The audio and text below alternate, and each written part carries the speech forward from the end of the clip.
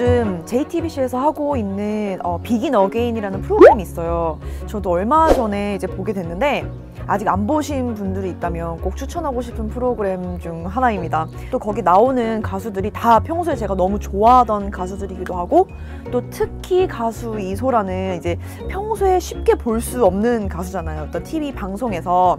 그런데 거기서 되게 뭔가 굉장히 자연스러운 모습으로 많이 나오고, 또 노래하는 거를 방송에서라도 이렇게 TV에서 볼 수 있다는 게 너무 좋은 것 같아요. 오늘 영상에서는 제가 그 비긴 어게인이라는 프로그램을 보면서 느낀, 특히 가수 이소라의 노래하는 모습을 보면서 느낀 말이, 가요에서는 이제 가사라고 하죠. 말이 있는 대중음악과 그리고 또 말이 없는 클래식에 관해서 한번 얘기해 보겠습니다. 몇 년 전에 영국 가수 아델의 헬로우라는 노래가 전 세계적으로 난리가 났었잖아요. 가수뿐만이 아니고 일반 사람들, 노래 좀 한다는 사람들도 헬로우를 불러서 인터넷에 올리기도 하고, 정말 말 그대로 히트다 히트였는데, 그때 그런 생각을 한 적이 있어요. 언어가 분명히 다름에도 불구하고 정말 많은 사람들이 아델의 헬로우 노래를 따라 부르고 흥얼거리는 모습을 보면서 노래 속 가사가 음악에 있어서 얼마나 큰 부분을 차지할까 라는 궁금증에서부터 시작을 해서 스스로 좀 생각을 해봤던 계기가 된 것 같아요. 클래식 음악부터 이야기를 해보자면, 노래에 있는 가사가 때로는 언어의 장벽이 될 수 있다고 생각을 해봤을 때, 성악을 제외한 나머지 클래식 음악들은 꽤나 인터내셔널하다고 생각해요. 대중가요처럼 우리에게 가사를 통해서 음악의 이해를 돕지도 않고 굳이 말로써 음악에 대한 설명을 하지도 않습니다. 그래서 아마 클래식 음악은 좀 어렵다라고 생각하는 이유가 될 것 같기도 해요. 하지만 이런 면은 클래식 음악의 가장 큰 장점 중 하나라고 생각합니다. 상황이 딱 정해져 있지 않고 말로써 전달하는 사람이 없다는 건 곧 듣는 사람에게 해석의 자유가 주어진다고 생각합니다. 클래식 음악의 또 다른 장점이라고 할 수도 있고 또 다른 특징 중에 하나는 연주하는 연주자에게도 여러 가지 해석이 나올 수 있다는 점입니다. 저는 피아노 전공을 했으니까 예를 들면 피아니스트로 예를 들어보면, 이 피아니스트는 이렇게 연주해서 난 별로야. 혹은 나는 저 피아니스트가 연주한 베이토벤은 정말 베이토벤스러워 라고, 이렇게 사람들마다의 해석이 다르고, 이 사람은 이게 더 좋고 저 사람은 저 사람의 음악이 더 좋고, 이렇게 나뉠 수가 있는데, 서로 같은 음악 그리고 같은 연주자의 음악을 듣고 있어도 다른 생각을 하게 만들고 또 다른 감정을 느끼게 만드는 힘을 가지고 있는 것 같아요. 정말 대중적인 예를 하나 들면, 베이토벤의 국민음악이라고도 할 수 있는 엘리제를 위하여, 누구나 알만한 엘리제를 위하여잖아요. 그 엘리제를 위하여를 듣고 어떤 사람은 엘리제가 누굴까? 베이토벤이 정말 사랑했던 사람인가? 얼마나 사랑했길래 그런 노래를 만들었지?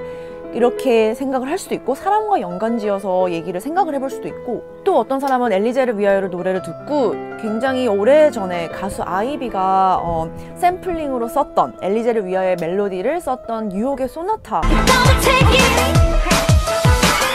를 떠올릴 수도 있고, 또 거기서 아이비가 췄던 춤까지도 같이 떠올릴 수도 있는, 그런 게 바로 클래식 음악의 여러 얼굴을 가진 클래식 음악의 장점 중 하나라고 생각해요. 물론 클래식 음악에도 직접적인 설명은 아니지만 음악의 이해를 돕는 보이지 않는 스토리와 배경이 존재합니다. 클래식 음악에 숨겨져 있는 작곡가의 인텐션과 스토리가 대중가요의 가사와 같은 역할을 하고 있어요. 또 하나의 예를 들면 가장 위대한 폴란드의 피아노곡 작곡가라고 꼽히는 쇼팽에 관한 이야기인데요.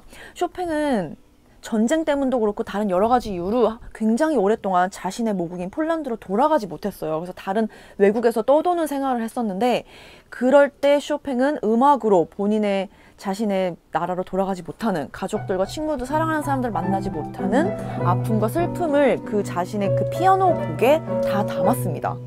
이제 세 가지의 춤곡이 있어요. 왈츠, 그리고 폴로네이스, 마주카, 이렇게 세 개의 춤곡이 있는데, 분명히 춤곡인데도 불구하고 들으면 어딘지 모르게 너무 슬프기도 하고, 말 그대로 정말 슬픈 춤곡들이에요. 그래서 이런 쇼팽의 이야기를 듣고 백그라운드를 알고 이 음악을 다시 또 들어보면, 그래서 이런 곡이 이런가? 이런 느낌인가? 그때 쇼팽이 작곡가가 의도한 게 이건가? 뭐 여러 가지 의견이 또 새롭게 나올 수 있습니다.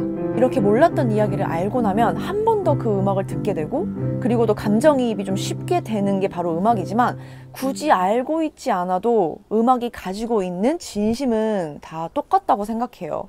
그래서 저는 그렇게 생각을 해요. 말이나 글로 굳이 설명을 하지 않아도 음악의 멜로디가 담고 있는 한 사람의 진심은, 그게 그 음악을 만든 작곡가이든 아니면 그 음악을 연주하는, 전달해주는 연주자이든, 한 사람의 진심은 말이 없는 음악을 통해서 오히려 더 큰 감동을 줄 수 있다고 생각합니다. 클래식 음악의 큰 매력이 가사가 없는, 말이 없는 멜로디가 전해주는 데에 있다면, 대중가요의 가사만이 줄 수 있는 감동도 분명히 존재합니다. 우리나라 대중가요에서는, 특히 발라드에서는 헤어진 연인과의 가슴 아픈 사랑 이야기가 대부분인데, 발라드는 가사와 멜로디가 정말 딱 하모니가 들어맞아야 큰 시너지 효과가 난다고 생각해요. 가사와 멜로디가 정말 하모니가 잘 이루어졌을 때 정말 가슴을 후벼 파는 감동의 슬픈 노래가 될 수도 있고, 아니면 그냥 그저 그런 발라드로 남는 노래가 될 텐데, 가수 이소라의 노래를 듣고 있으면 가사보다는 이 가수의 목소리에 좀 더 집중을 하게 되는 것 같아요. 그리고 그 다음으로 이 가수가 노래하는 저 가사가 뭐지? 라고 그 가사에 다시 귀 기울이게 되는 그런 목소리의 힘을 가진 가수라고 생각합니다. 그리고 그런 목소리의 힘을 가진 걸 듣는 사람이 느낄 수 있다는 건, 타고난 목소리도 목소리지만 부르는 사람의 진심에서만 나올 수 있다고 생각합니다.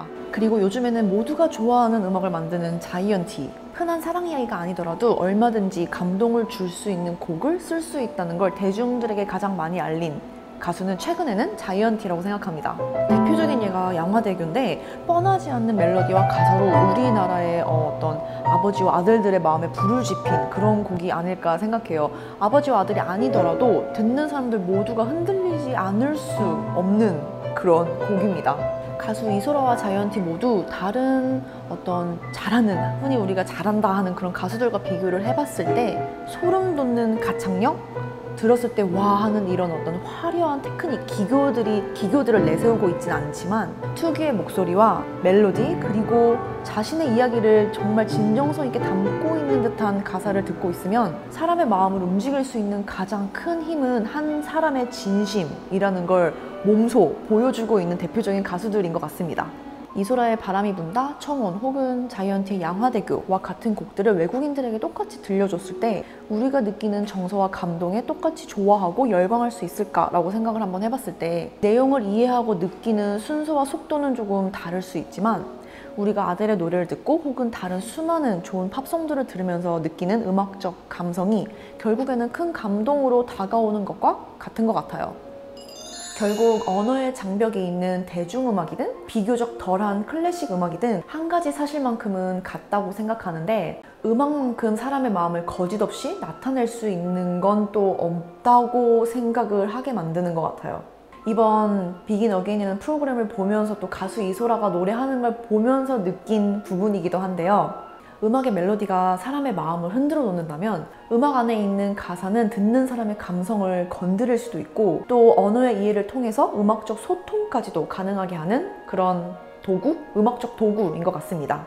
지금까지 끝까지 보셨다면 정말 감사합니다. 영상에 좋아요, 그리고 아직 구독을 안 누르신 분들은 구독도 꼭 눌러주세요. 그럼 저는 또 열심히 준비해서 다른 새로운 영상으로 곧 돌아오겠습니다. Bye guys!